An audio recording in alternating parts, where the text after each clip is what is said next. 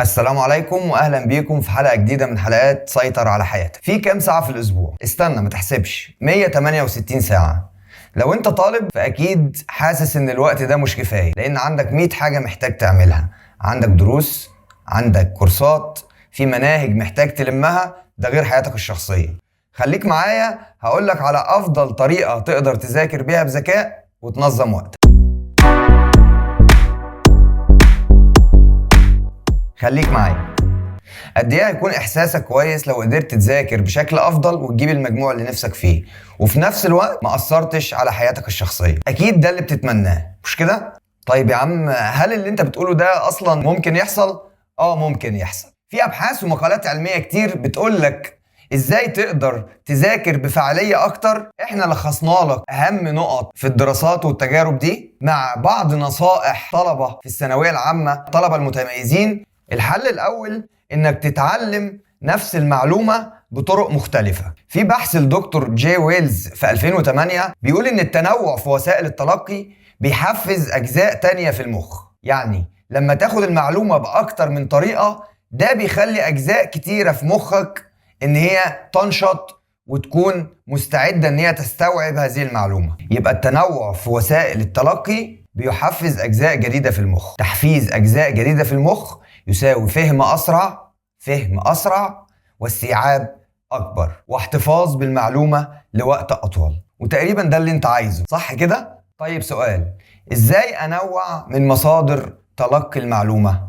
ممكن تعمل كذا حاجة. ممكن تذاكر من كتاب، ممكن تذاكر من ملخص، ممكن تذاكر من دروس على النت، ممكن تشرح الموضوع لحد تاني بطريقة تانية، ممكن تحل أسئلة على الموضوع نفسه. طيب هعمل كل الكلام ده في وقت واحد؟ لا طبعا. كل مرة هتذاكر فيها المادة المعينة دي هتذاكرها بطريقة مختلفة. استيعابك يزيد وتقدر المعلومة تثبت في دماغك. لما اسمع المعلومة من بحث على النت، بحث موثوق طبعا، لما اقرأ المعلومة في كتاب بطريقة كاتب الكتاب، غير لما اقرأ المذكرة بتاعت المدرس اللي هو كاتبها برضو بطريقة مختلفة، ابتدي اشرح المعلومة دي لاشخاص تانيين. ودي طبعا طريقه فعاله جدا جدا في انك توصل للمعلومه بشكل طبيعي. جرب كده تكون في حاجه انت مش متاكد منها، وجرب انك تاخدها كده وتحاول تشرحها لاي حد، وصدقني شرحك ده هيفتح مخك اكتر انك تقدر تفهم الموضوع بطريقه مختلفه. فجرب وان شاء الله الطريقه دي هتفيدك جدا جدا جدا. الحل التاني، ذاكر اكتر من ماده في اليوم. بمعنى لو انت هتذاكر ساعه ونص في اليوم، ما تذاكرش ماده واحده. لما تذاكر 3 مواد كل مادة نص ساعة، ده أفضل بمراحل إنك تذاكر مادة واحدة لمدة ساعة ونص. في بحث الدكتور رانر دي سنة 2012 بيقول فيه إنك إذا ذاكرت أكتر من مادة في اليوم، ده بيساعدك إنك تستوعب أكتر. عقلك بيعمل بكفاءة أكتر إذا ذاكرت مواد متعددة. طب ليه ده بيساعدك على التركيز أكتر؟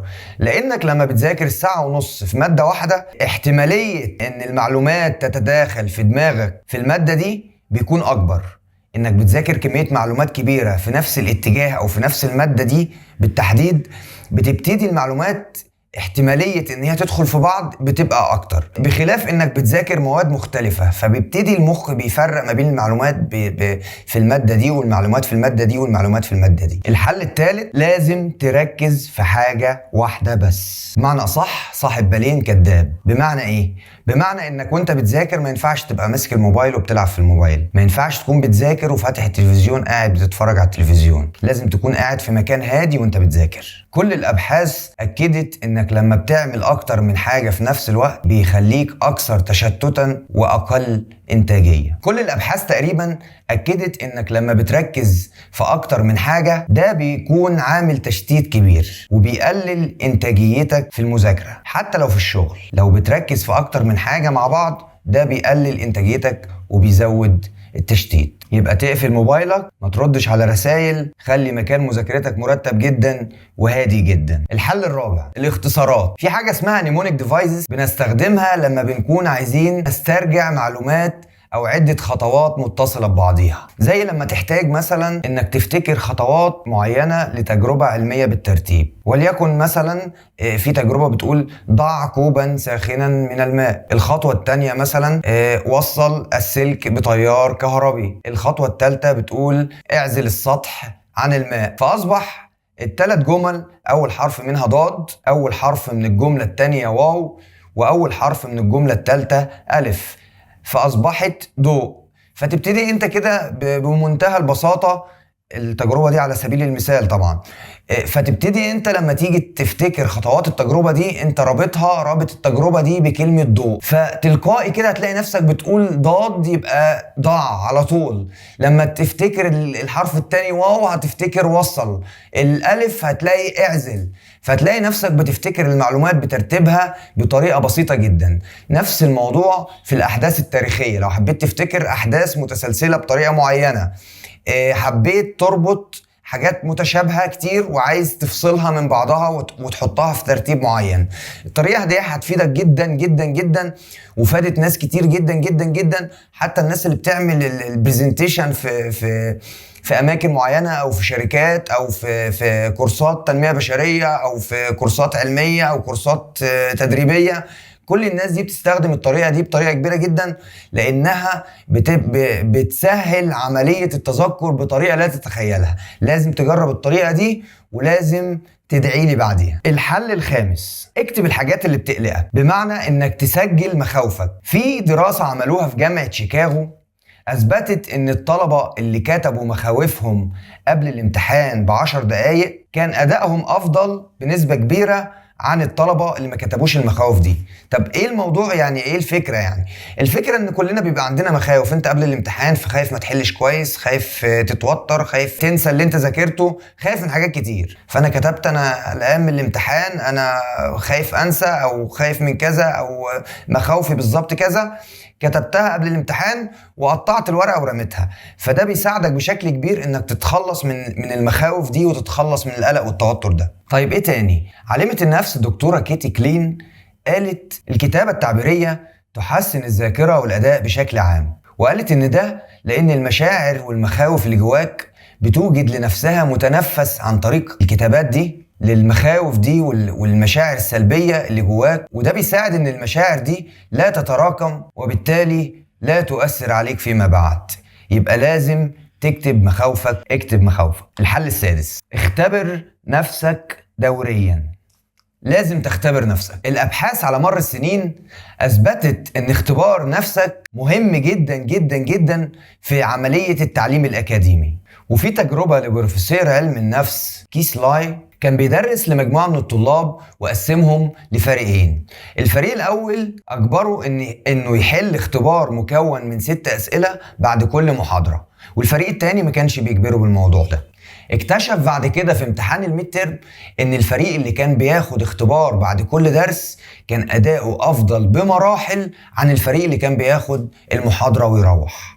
عشان كده بقولك ما تقعدش تذاكر وخلاص، لازم لازم لازم انك تختبر نفسك. بعد كل فصل اختبر نفسك، بعد كل مجموعة دروس اختبر نفسك، بعد كل يوم تذاكره لازم تختبر نفسك، ما تقعدش تذاكر وخلاص. ومن هنا بوجه رسالة للمدرسين، لازم لازم لازم تعمل اختبارات للطلبة. ما ينفعش انك تقعد تدي في دروس بس، لا، لازم تدي اختبار، لان الاختبار ده له مفعول السحر على الطلبة. يبقى لازم تخصص جزء من وقتك انك تختبر نفسك، وجرب وصدقني هتفرق معاك كتير جدا جدا جدا، وهتتفاجئ بالنتيجة. الحل السابع، اقرأ بصوت مرتفع. كل الدراسات بلا استثناء بتؤكد ان القراءة بصوت مرتفع بتزود من عملية التركيز والفهم وسرعة التعلم، وده لان المعلومة بتوصل بطريقتين، مرة بالسماع ومرة بالنظر، غير لما تقرأ بعينيك بس المعلومة بتخش بطريقة واحدة. وعلى الأقل يعني لو مش هتقدر انك تذاكر بصوت عالي، تقرأ المعلومات والنقط الرئيسية بصوت مرتفع. يبقى تاخد المعلومات الرئيسية هيدلاين، تاخدها دي تقراها بصوت عالي. الحل الثامن، لازم تاخد فاصل. خد فاصل، لازم تاخد فواصل. انك تاخد فواصل ده بيعزز انتاجيتك وبيزيد من تركيزك. يبقى افهم من كده ايه؟ انك ما ينفعش تحبس نفسك في اوضتك بالساعات الطويلة، لازم تكون بتاخد فواصل. يبقى لازم تاخد فواصل، الفواصل دي بمعدل 5 إلى 10 دقايق كل 35 إلى 45 دقيقة. طيب ناخد فاصل،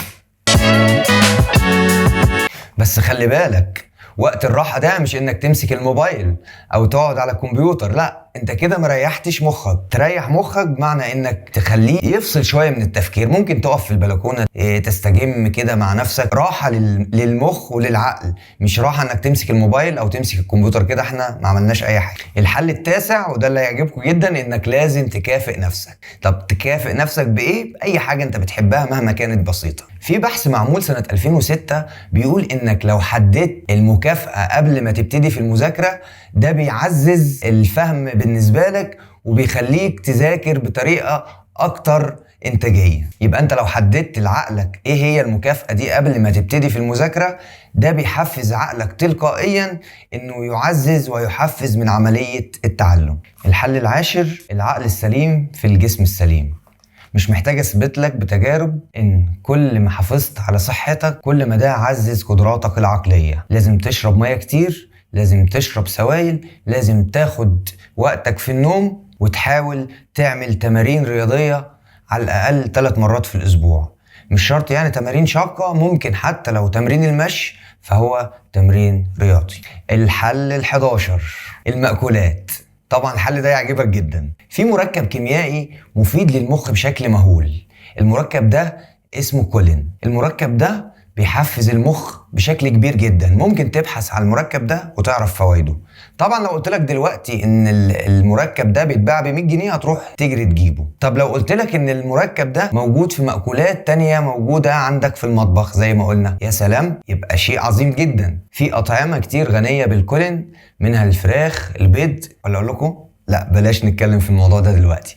في العموم الفراخ والبيض فيهم الكولين ده بكمية كبيرة. طيب يا عم الفراخ غالية والبيض غالي، انت كده بتحط لنا العقدة في المنشار. لا، المركب ده برضو او الفيتامين ده موجود في العدس، موجود في لب عباد الشمس، موجود في البروكلي، كلهم فيهم نفس المركب ده. طيب هسألكم سؤال بقى سمعته في برنامج تاني وعجبني جدا بصراحة. ازاي تاكل فيل؟ How do you eat an elephant؟ يبقى بيقول لك ازاي تاكل فيل عضة كل يوم.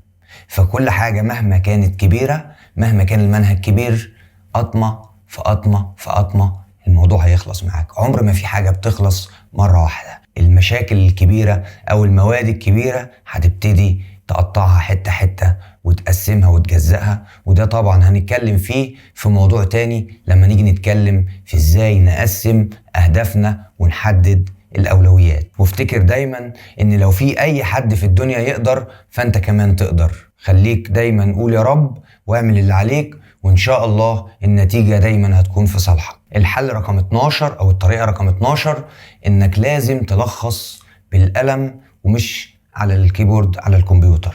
طريقة رقم 13، لازم وضروري انك تحدد مواعيد معينة للمذاكرة. طيب لو المواعيد دي انت مش متعود تذاكر فيها، مجرد ما اتعودت عليها اسبوع وجسمك اتعود على الروتين ده انه بيذاكر في التوقيت ده، هتقدر انك تثبت ميعاد المذاكرة. افضل طريقة لتظبيط الوقت للمذاكرة، يعني في ناس بتذاكر مثلا الصبح واخر النهار بيراجع قبل ما ينام. افضل طريقة تحدد بيها وقت المذاكرة انك ذاكر، نام، راجع. يبقى انت قبل ما تنام هتذاكر المعلومات اللي انت ذاكرتها، وبعد كده هتنام هتحتفظ بيها، بعد كده هتصحى تراجع اللي انت ذاكرته بالليل. يبقى افضل طريقة انك تذاكر قبل ما تنام، وبعد كده تنام تصحى تراجع كل اللي انت ذاكرته. طبعا دي مش قاعدة، وانت لو عندك اوقات تانية بتقدر تستوعب فيها اكتر مفيش مشكلة. طريقة رقم 13، ذاكر، نام، ذاكر.